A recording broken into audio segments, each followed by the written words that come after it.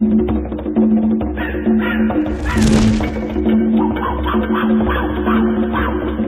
Jungle Explorer here, and today I'm going to be showing you about this Vantrue rearview mirror dash cam backup camera system here from the Vantrue company. They sent this to me and asked me to do an installation video and a review on it. So that's what I'm doing here. Without further ado, let's bust into the box and see what all they've sent me here. This is going to be my second one that I have done on the third one for the rearview mirror style dash cam systems. I really prefer this style, the rearview mirror style, because it just basically makes sense. You're putting it on. You're not putting an additional piece of equipment there. You're just taking the place of your rearview mirror, and I really like that idea. So the last one I did was for the Autovox, and that was a pretty good system. This really reminds me very similar to the Autovox camera system. It had same kind of little slide out thing right here. It looks very similar to that. It doesn't quite, it's not the exact same thing, because I can tell from the build it's a little bit different from the Autovox. It's not quite as heavy as the Autovox rear mirror system that I had. So let's take that out. That looks good though. What I really like about the Autovox and about this Vantrue is that it's almost a full screen instead of like a little square box. The first review and installation I did was for the Cadrox one, and it was like a 6-inch screen instead of a whole rearview mirror. This here covers up about 85% of the real estate of the rearview mirror, so I like that a lot better. Okay, and let's see here. Oh, there's your standard power cord, and you can use these power cords, but you can also just go ahead and power them right off of your standard smartphone chargers, you know, just your USB, except that you will need a mini USB end power cable instead of a micro, which would be like for your smartphones. Okay, so let's see here. This is a GPS receiver, so that you can have like the speed limit or how fast you're going on your rearview mirror. If you want to use that, it's not necessary, but in case your speedometer is not accurate or it doesn't work at all, this would be a replacement for that. So that's good. This is the wire that goes to the back of the car from the front mirror, from the front camera for the reverse camera. And here's our reverse camera. This right here, very very similar to the Autovox. Much heavier duty cameras here, not the little cheap square box ones, but pretty nice. Has a little mounting plate, very similar to the Autovox system that I put on the Mini Winnie that I was doing for an elderly gentleman who I was trying to help out. So got the same. It's very similar. So that's how it goes in. Let's see here what else they sent me. A little instruction manual and a little thank you, follow us card. Okay, so that's pretty much the system. I was looking for the installation hardware, which I don't see any installation hardware. I got a little cleaning. Okay, so it doesn't appear that it came with any installation hardware. That's okay, because I have my own and I'll be using that. Okay, that's odd. Normally it comes with this couple of little wire clips, but that's okay. I'll show you how to get around that and how to do that. So let's go ahead and go out, and I'm going to be installing this on my 2011 Silverado pickup, and I've been wanting one of these for that truck. Specifically, I put an Autovox backup camera system on that. I'm going to be replacing that one with this system because this has both the front and the back camera in it, and the backup camera did not have that. It just has a backup camera. So I'm going to be replacing two cameras that I have currently on my Silverado with this one system. So let's go ahead and get out there and get to that. All right, so the first thing we're going to do is take this old mirror system off here. Now this is not a camera system. This here is just a bigger mirror. I really don't like small rearview mirrors. I like big rearview mirrors. I like to be able to see more than my back window, and for some reason Chevy thinks these little rinky-dink mirrors that they would put on a Honda or a little Chevy Volt or something are good enough for a big giant truck.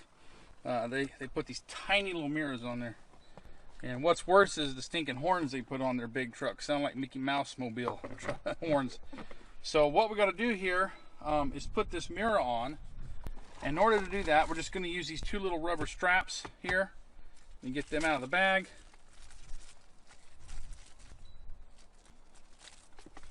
Okay, so what we're going to do is, this is the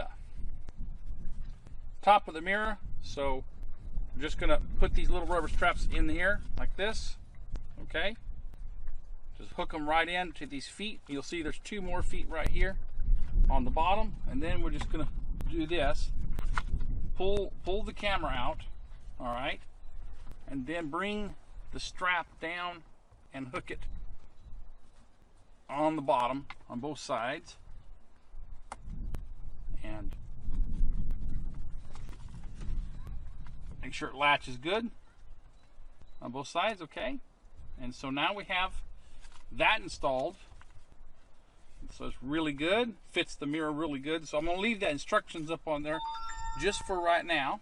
Okay, now we'll go ahead and use the provided power cord cable.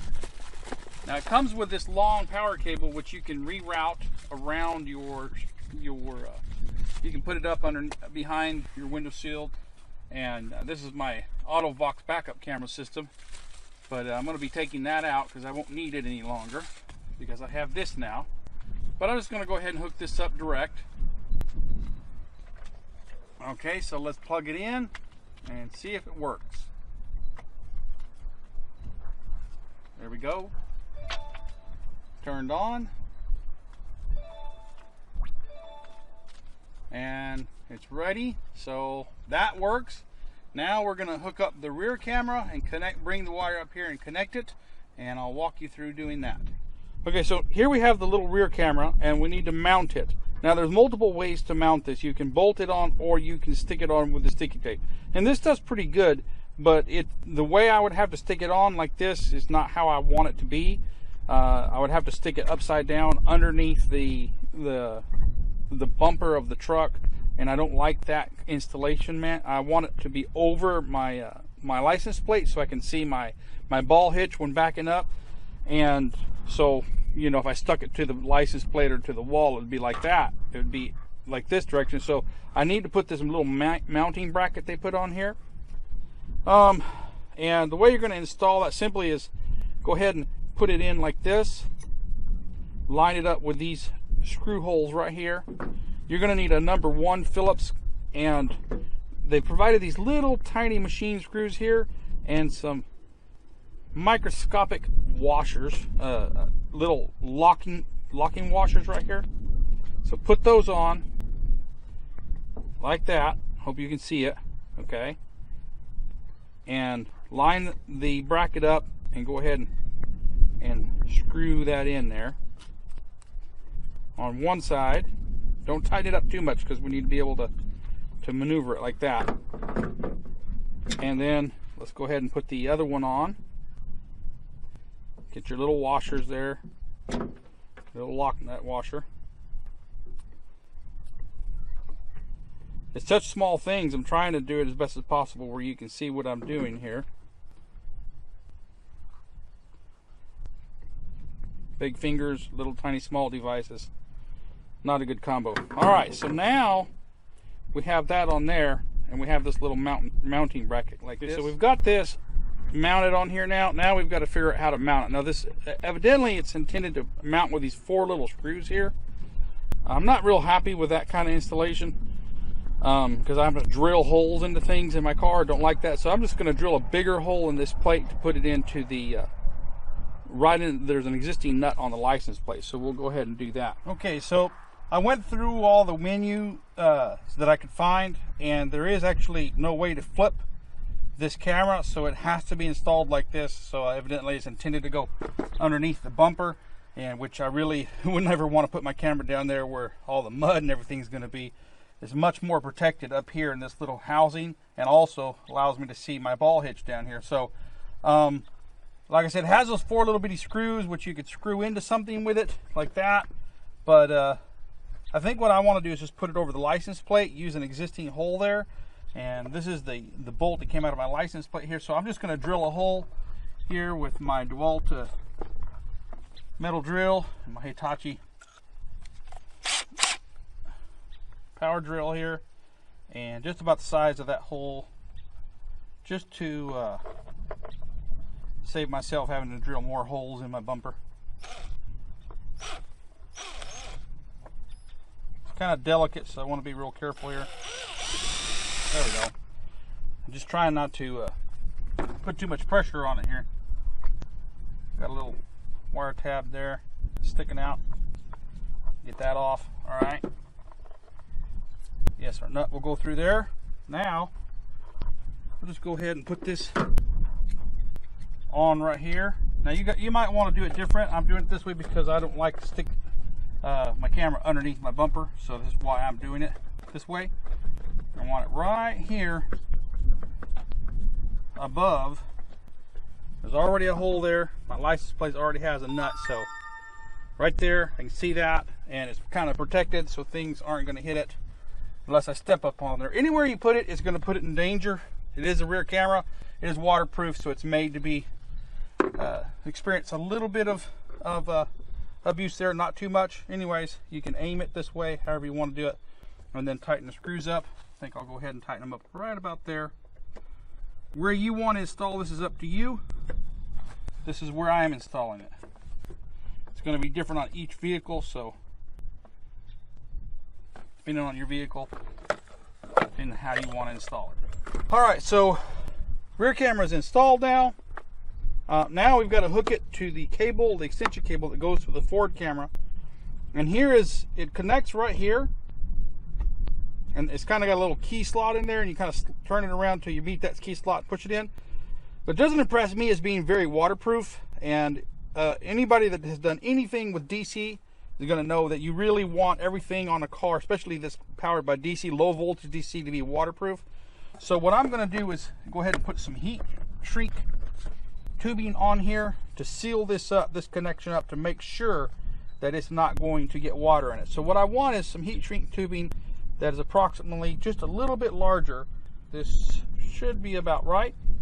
So what we'll do is just go ahead and take this apart and slide one side, slide it all the way through here, like so. Push it all the way together, slide it back through here like that. Try to get it about halfway.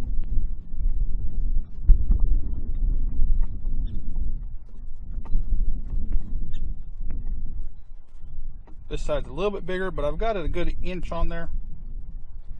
And then all we're going to do is just take a regular lighter.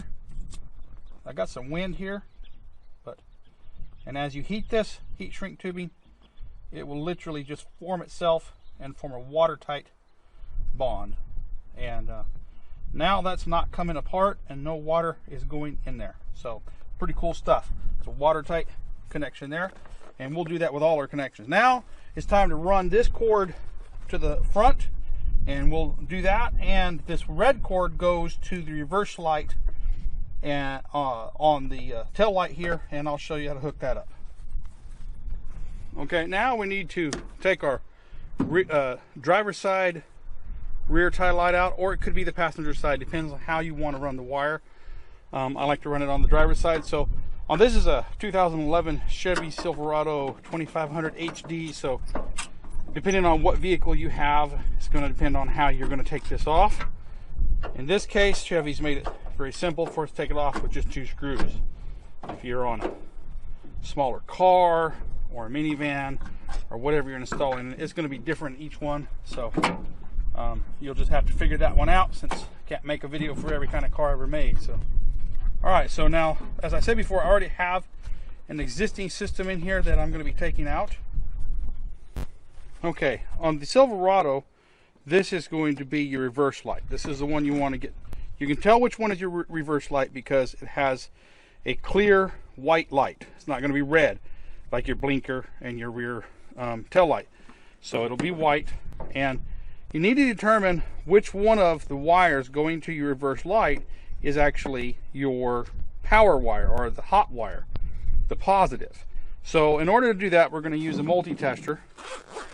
Okay, and you're going to have to turn your car on, setting your emergency brake so it won't move, and putting it into reverse. So I'm going to be using my IMO tester here, and we're going to put it here, and it's on AC.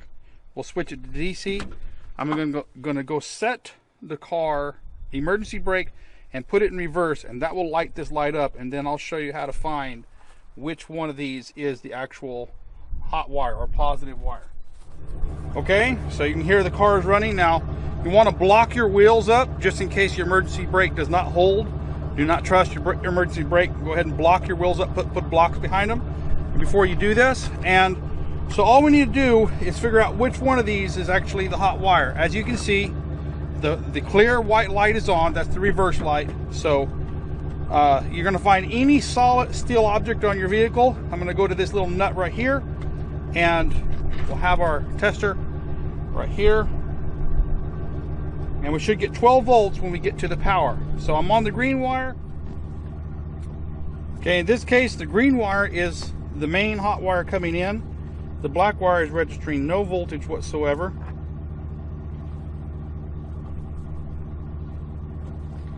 So the green wire is the one we want to connect to in this case. Okay, so you remember the red wire that was connected to the camera lead that comes over here? Well, this is it. I've brought it around and run it through some holes here to make it to this light. Now, how you're going to get it to your tail light, that's going to depend on the vehicle that you're in. Now we need to connect it to here, to the green wire. Now, if you remember, in the package, they didn't include any hardware. So this is what I'm going to be using. I'm going to use these Tickman little connectors here. They come in 3 different sizes: red, blue, and yellow.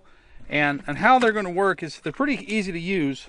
Just basically going to put it right over the wire right here. I'm going to use the red one since this is kind of small wire. And then you just kind of squeeze that together to crimp it on there.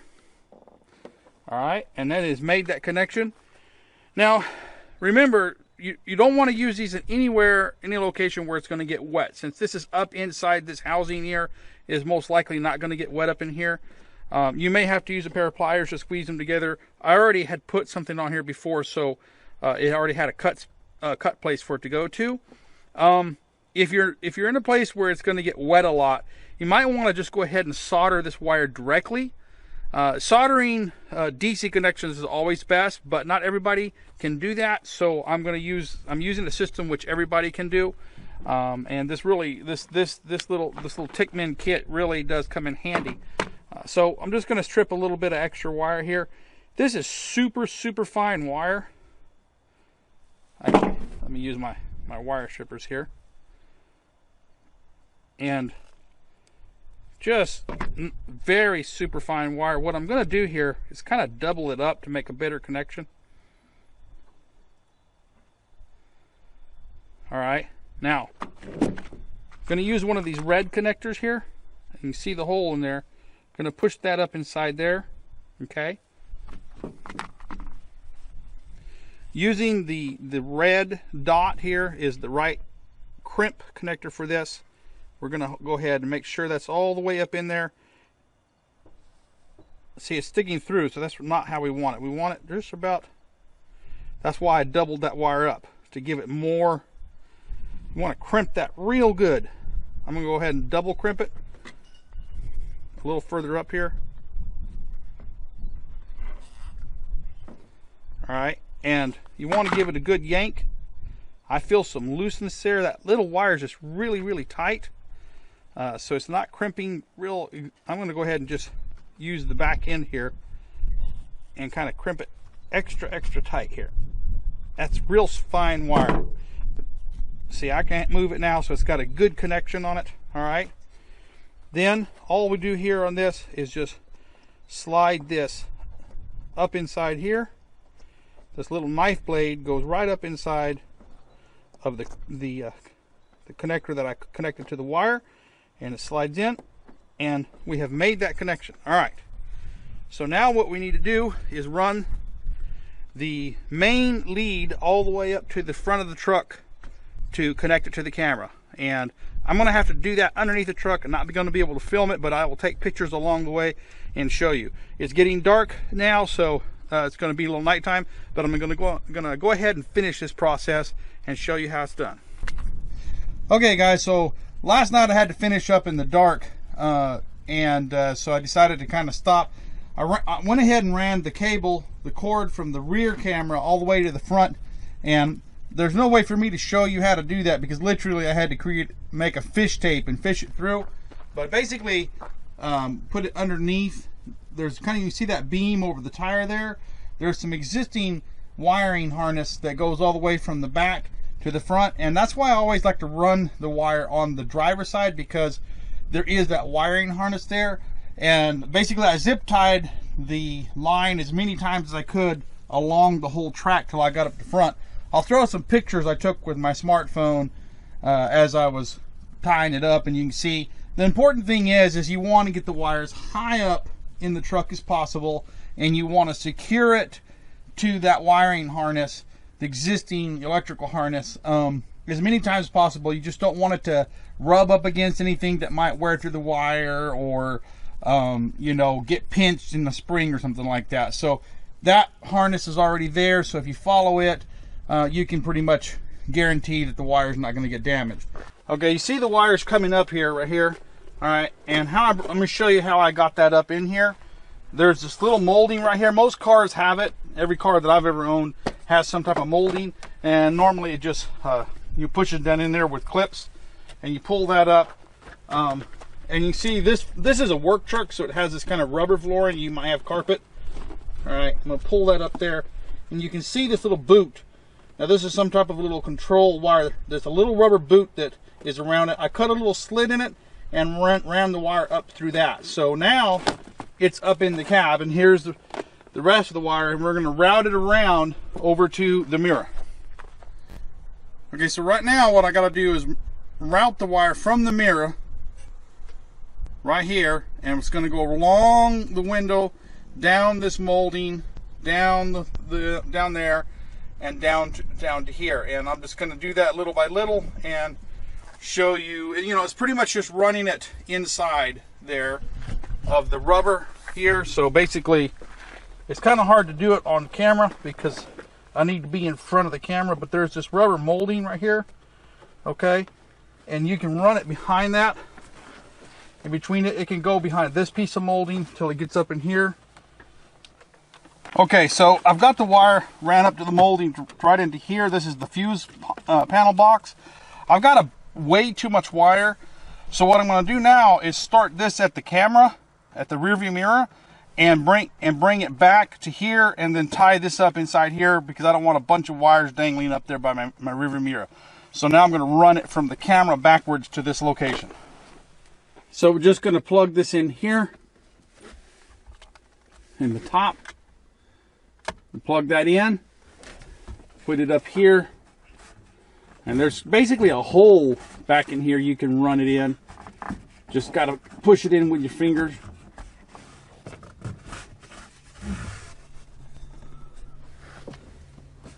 So we're running it around here, and then what we're going to do is come in right underneath this molding right here, the side door molding. You can actually come in behind it and get underneath it. May have to pry it out a little bit. See how that wire is going in there?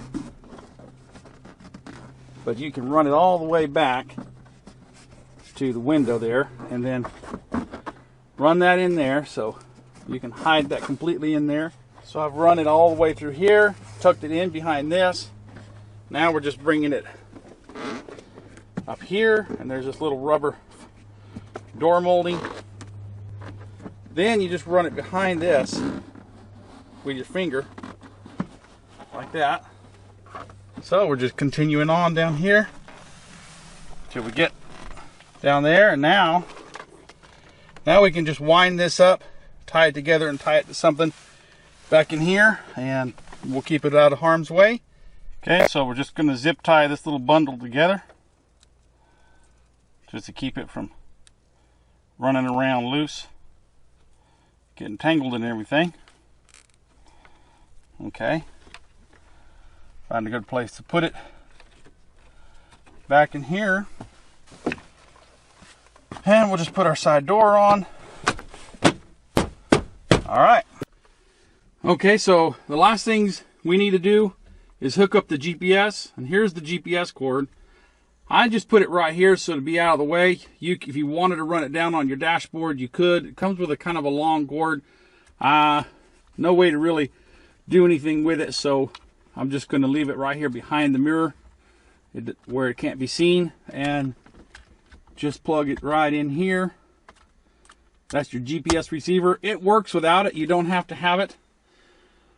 Then you need to put an SD card in. This thing records in 1080p both ways, so I've got a 64 gigabyte Samsung Evo Select SD card. Trying to get it lined up here, and just it goes in there.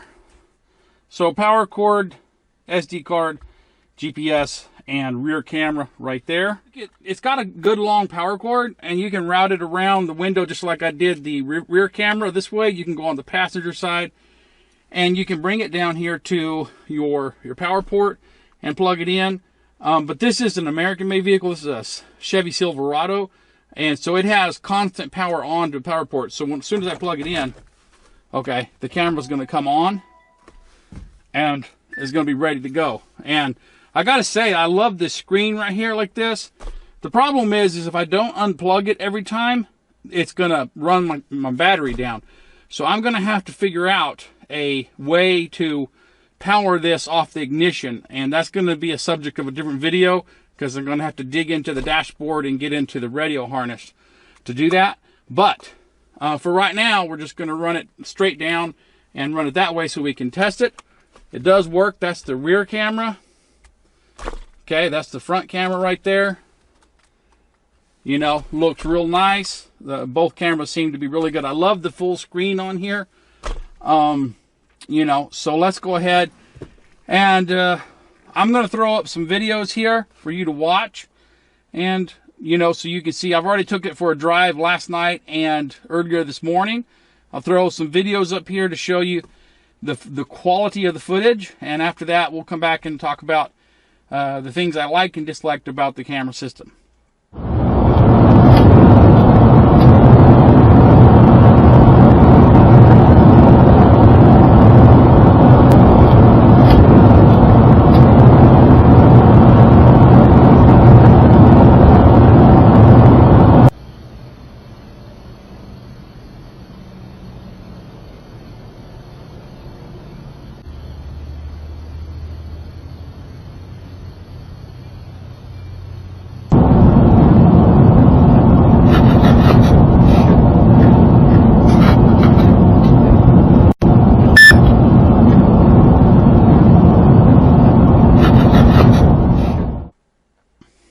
Okay, so you've seen those footages, and you know, it's up to you now whether you like those. All right, so the things I do like about this, this full screen, really good. Really like that because it takes the place of your mirror, and it's not just a little square. Some of them have like a 4-inch or a 6-inch, but this is pretty much full screen.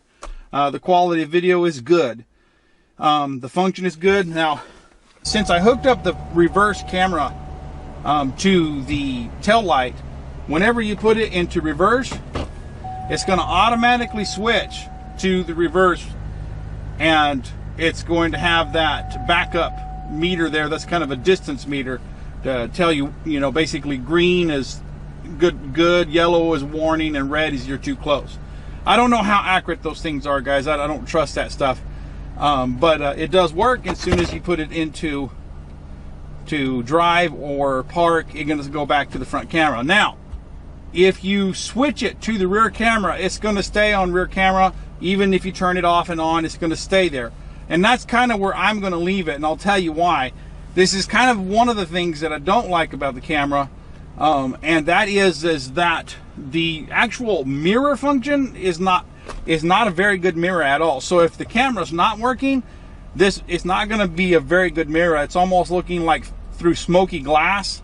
So it's designed to be always on. It has no power button to turn it off. Okay, there is a function in the menu settings where you can you have to turn the recording off in order to go to the menu settings. There is a function in the display mode where you can go to off and then go back, and after about 30 seconds it will actually shut the mirror off.